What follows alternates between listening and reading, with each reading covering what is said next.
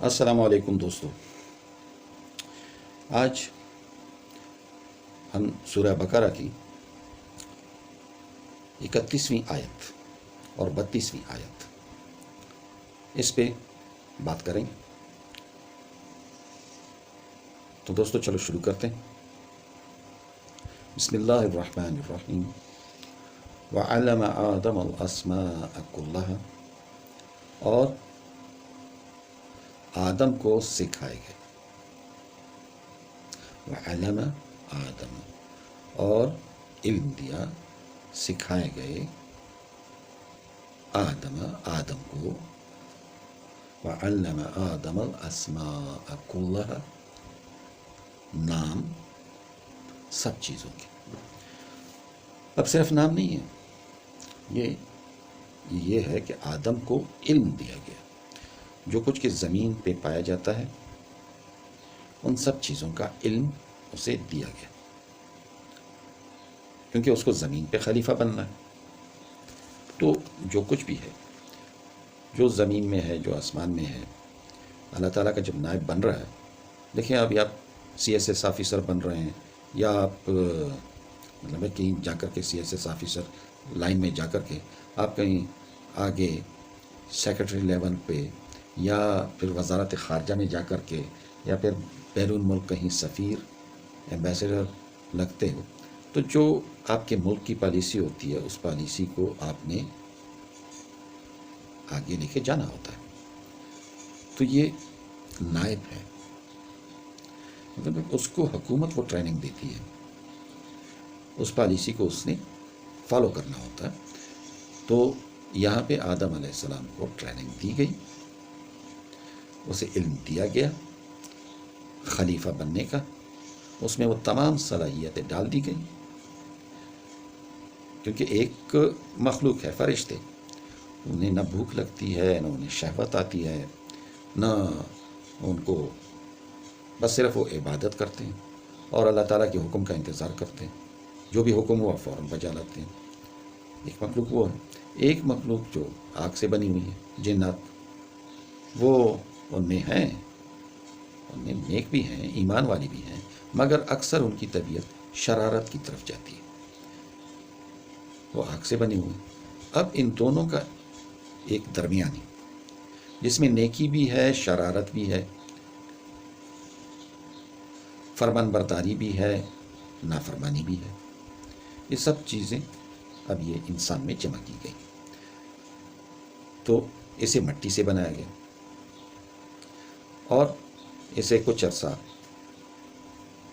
جنت میں رکھا گیا، اور پھر چونکہ اسے زمین کے لیے بنایا گیا تھا تو اسے زمین پہ اتارا گیا علم کے ساتھ۔ اسے علم وہاں پہ دیا گیا۔ وعلم آدم الاسماء كلها ثم عرضهم، پھر اسے لا کھڑا کیا سامنے، مطلب معرض جو ہوتا ہے وہ ہوتا ہے شوکیس۔ جو چیز آپ گاہک کو،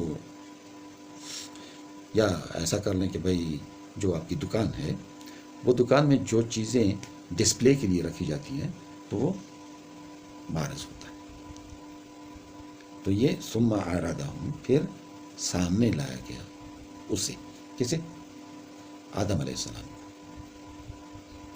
ثم عرضهم علی الملائکۃ، ملائکہ کے سامنے۔ ثم عرضهم علی الملائکۃ فقال، پھر اللہ تعالیٰ نے ملائکہ سے کہا، فقال انبئونی۔ اب یہاں پہ بہت باریک فرق ہے۔ انبئونی، اب اللہ تعالیٰ ملائکہ سے کہتے ہیں کہ مجھے بتاؤ۔ انبئونی، مجھے بتاؤ۔ باسماء ہؤلاء، ناموں کے ساتھ ان چیزوں کی، جو ان کے سامنے کچھ چیزیں رکھی گئیں کہ ان چیزوں کے، ہؤلاء، ان کے نام بتاؤ۔ مطلب ان کے بارے میں اگر تمہیں کوئی جانکاری ہے، کوئی علم ہے تو مجھے بتاؤ. ان کنتم صادقین، اگر تم ہو سچے. یعنی دعویٰ تو انہوں نے کیا تھا نا اس وقت کہ ہم ہیں، تیری عبادت کرتے ہیں، تیری پاکی بیان کرتے ہیں، تیری عبادت کرتے ہیں، تیری تعریفیں کرتے ہیں، تیری صفات بیان کرتے ہیں، ہر وقت اسی میں لگے رہتے ہیں. تو آدم کے بنانے کی کیا ضرورت ہے زمین پہ خلیفہ بنانے کے لیے؟ تو یہ کچھ اعتراض انہوں نے اٹھایا تھا. یہ مشورے میں جب ایک کونسل ہوتی ہے، مشاورت ہوتی ہے، تو اس میں ہر ایک کو آزادی ہوتی ہے کہ وہ اپنا جو خیال ہے وہ بتا دے.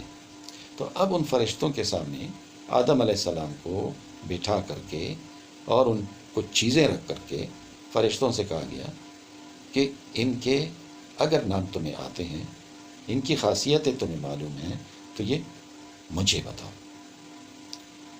اگر تم اپنے دعوے میں سچے ہو. تو آگے فرشتے کیا کہتے ہیں؟ قالو، فرشتے کہتے ہیں، فرشتوں نے کہا سبحانک، پاک ہے تو، اے میرے اللہ، اے ہمارے اللہ، تو پاک ہے. لا علم لنا، نہیں ہے علم ہمارے پاس، الا ما علمتنا، مگر جو کچھ کہ تو نے ہمیں علم دیا. جن چیزوں کا تو نے ہمیں علم دیا اس کے علاوہ ہمارے پاس کسی چیز کی جانکاری نہیں، کوئی علم نہیں. انک انت العلیم الحکیم، بے شک تو ہی ہے علم والا اور حکمت والا. علم والا اور حکمت والا. تو یہ تھوڑا سا وہ علم کی جو اہمیت ہے اسے اجاگر کرنے کے لیے کہ علم ہے کیا چیز. تو آدم علیہ السلام کو ان دونوں مخلوق پہ اوپر رکھا گیا ہے. آگے جا کر کے ابلیس کا بھی ذکر آئے گا جو جنات میں سے. تو علم کی بدولت آدم علیہ السلام کو فوقیت دی گئی اور ہمیں بتایا جا رہا ہے کہ علم ہی ہے، یہ علم ہے جو تمہیں بڑا کرتا ہے. اگر یہ علم تم حاصل کرو گے، تمہارے اندر یہ ساری خاصیتیں بھری ہوئی ہیں. تمہارا دماغ سپر کمپیوٹر سے بھی بہت تیز ہے اور اس میں بہت بڑی سپیس ہے، اور تم میں یہ ساری صلاحیتیں موجود ہیں.